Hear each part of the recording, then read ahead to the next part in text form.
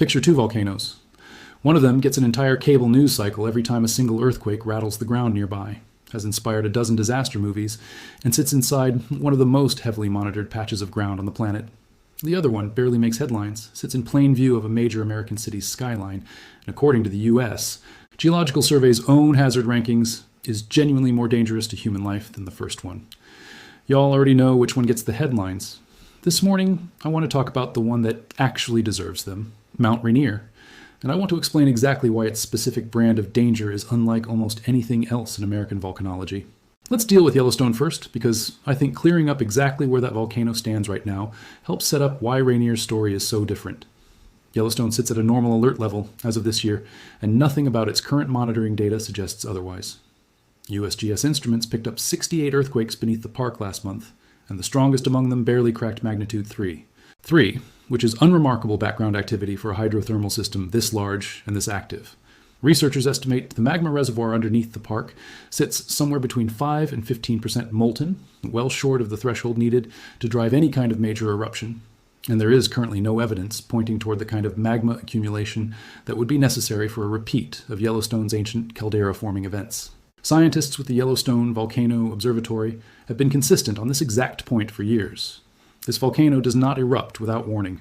Their own monitoring network tracks earthquakes, ground deformation, tilt, temperature, and geothermal discharge continuously, and researchers expect months of clearly escalating activity before any future eruption there ever becomes a genuine near-term concern. Now, let's talk about the volcano that actually keeps hazard planners in the Pacific Northwest up at night, because its entire danger profile works on a completely different logic than Yellowstone's does. Mount Rainier rises 14,410 feet above the Puget Sound lowlands in Washington state, and the U.S. Geological Survey specifically identifies it as the single most threatening volcano anywhere in the Cascade Range. That ranking comes from a very particular combination of factors. Rainier's extreme height, its steep-sided profile, its internally weakened rock structure, its enormous ice cap, and, critically, its close proximity to one of the fastest-growing metropolitan areas in the entire country. Under the USGS's own National Volcano Early Warning System, Rainier carries a Very High Threat designation, a classification built specifically around the combined weight of hazard severity and the sheer number of people, structures, and infrastructure sitting directly in its potential path. Here's the number that puts this mountain in a category of its own. Mount Rainier is the single most heavily glaciated peak anywhere in the lower 48 states, carrying between 25 and 26 major glaciers spread across 36 square miles of permanent snow and ice. That is more frozen water sitting on one mountain than exists across every other Cascade volcano combined, by a factor of more than 5. Melt even a modest fraction of that ice with volcanic heat, and you have more than enough water to generate a lahar capable of burying entire river valleys in mud, rock, and debris. But here's the twist that makes Rainier genuinely unlike almost any other volcano Americans think about when they picture volcanic danger, and it is the entire reason this video exists. You do not need an actual eruption to trigger Rainier's worst-case scenario. Researchers have been direct that the mountain's most lethal hazard may have nothing to do with lava, ash, or fire at all. It may come from a mud flow that can occur while the volcano sits completely dormant, without producing any of the warning signs typically associated with a volcano preparing to erupt. The reason comes down to chemistry as much as geology. Thousands of years of volcanic heat and circulating groundwater have converted large sections of Rainier's originally solid rock into soft, weak, waterlogged clay through a process geologists call hydrothermal alteration. Stack that weakened material nearly 3,000 meters above the surrounding valleys, and you get a mountain that is extremely prone to sudden, spontaneous structural collapse. A landslide that can convert almost instantly into a lahar without a single drop of fresh magma ever reaching the surface. This isn't hypothetical scaremongering. The geologic record beneath Rainier's surrounding valleys tells the story directly. About 5 centuries ago, a mass of hydrothermally weakened rock broke loose from the mountain's upper west flank and roared downhill as what is now called the electron mudflow. And USGS research suggests this specific event may have happened during a period when the volcano showed none of the precursory activity scientists would normally expect ahead of a genuine eruption. Push the timeline back roughly 5,600 years, and the record shows something even larger. The Osceola mudflow went somewhere between 2 and 3 cubic kilometers of material sheared away from the volcano's summit and northeastern slope and traveled all the way to Puget Sound. The flat, fertile valley floor where the town of Orting sits today was quite literally built by that ancient flow, a landscape shaped entirely by the same kind of catastrophic event experts warned could still happen. Let's talk numbers on exactly who lives inside this danger zone right now, because the scale here deserves real attention. Somewhere between 80,000 and 150,000 people currently live within Rainier's mapped Lahar hazard zones, according to USGS assessments, and that population figure has only been climbing as the greater Seattle-Tacoma metro area continues expanding outward. Major highways, utility corridors, hydroelectric infrastructure, and even seaport operations run directly through or immediately adjacent to these same hazard zones. Towns including Orting, Puyallup, and Sumner sit squarely inside the most dangerous inundation paths. And experts studying this exact scenario have used the word obliteration to describe what a large-scale lahar reaching these specific communities could do. And here is the number that I think should genuinely change how y'all think about volcanic risk in this country. Former Cascades Volcano Observatory scientists have specifically warned about the possibility of a no-notice lahar, a catastrophic flow, that could reach populated lowland communities in as little as 30 minutes from the moment rock and ice first begin collapsing high on the mountain. 30 minutes. That is barely enough time for an alert to go out, for someone to understand what it means, and for an entire community to physically move to higher ground, especially anywhere with limited road access or residents unfamiliar with exactly this kind of rapid, nearly silent threat. I do want to give you all the honest statistical context here too, because a responsible breakdown means giving the full picture rather than just the scariest number. Large lahars reaching the Puget Sound lowland have historically occurred, on average, somewhere between once every 500 and once every 1,000 years, which works out to roughly a 1 in 10 chance of a major lahar reaching the lowlands within an average human lifespan. That is a genuine, meaningful risk, not a certainty attached to any specific year. Rainier's last true eruption was a modest one, back in 1894 and 1895, when small summit explosions were visible to observers as far away as Seattle.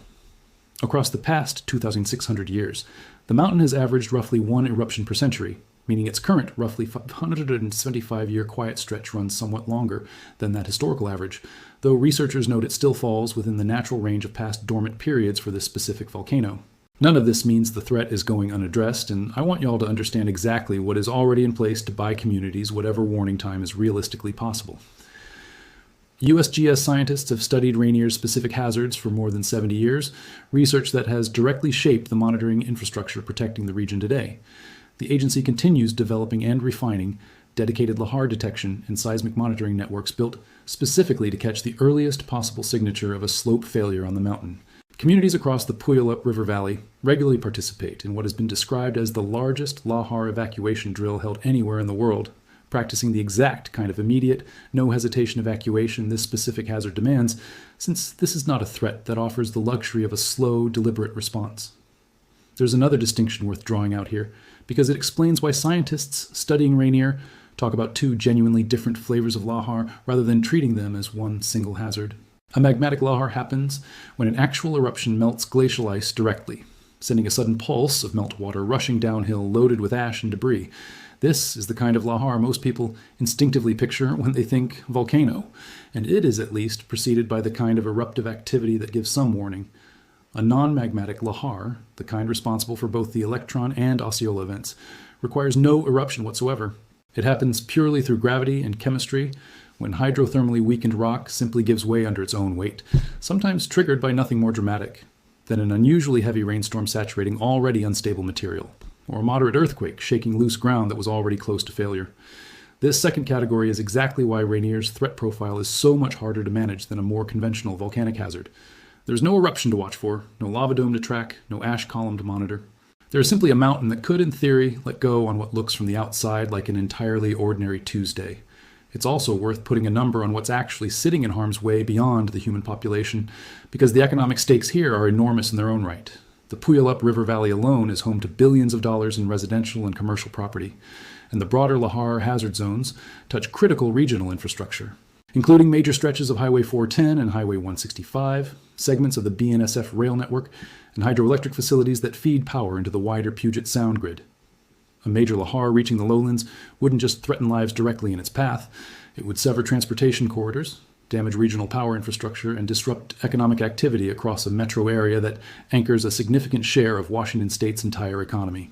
The combined weight of human and economic exposure is precisely the kind of factor the USGS's threat ranking system is built to capture, and it's a large part of why Rainier consistently lands near the very top of that list year after year. If you want a sense of what's genuinely at stake here, look at what happened at Nevado del Ruiz in Colombia back in 1985, because it stands as the clearest real-world illustration of exactly why volcanologists take Rainier's lahar risk so seriously. A relatively modest eruption there melted only a fraction of the mountain's summit ice, but that meltwater combined with loose volcanic debris to form a lahar that swept into the town of Armero, more than 30 miles away, killing over 23,000 people in a matter of minutes. Scientists had actually identified the danger in advance and produced hazard maps warning almost exactly where a lahar from that mountain would travel. The tragedy was as much a failure of evacuation and communication as it was a failure of prediction. That single historical event is a huge part of why USGS scientists have invested so heavily in Rainier's detection network and community drills specifically, because Armero proved that even a correctly identified hazard can turn catastrophic if the warning doesn't translate into fast, decisive action on the ground. Rainier's geometry, its glacial mass, and its downstream population bear an uncomfortable resemblance to the setup that produced that disaster, which is exactly why researchers reference Armero so often when explaining why the specific American mountain deserves so much sustained attention. There's also a demographic trend working against Rainier's safety margin that's worth understanding, because it means this specific risk is not staying flat over time. It's actively growing.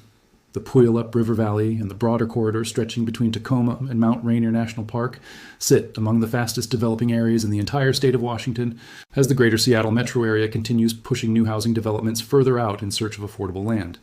Much of that new construction is happening inside or immediately adjacent to mapped lahar hazard zones, meaning the population directly exposed to Rainier's worst-case scenario has been climbing steadily for decades and shows no clear sign of leveling off.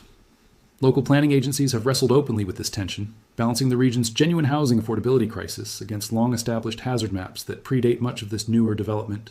It's a genuinely difficult policy problem without an easy answer, and it means the stakes attached to Rainier's early warning systems and evacuation drills only continue to rise as more families move into the exact valleys geologists have flagged as most at risk. So, here's the honest, complete takeaway. Rainier is not more dangerous than Yellowstone because it packs more raw, explosive power. Yellowstone's supervolcano dwarfs Rainier in sheer eruptive potential. No contest. Rainier earns its reputation because of a specific, almost uniquely dangerous convergence of factors.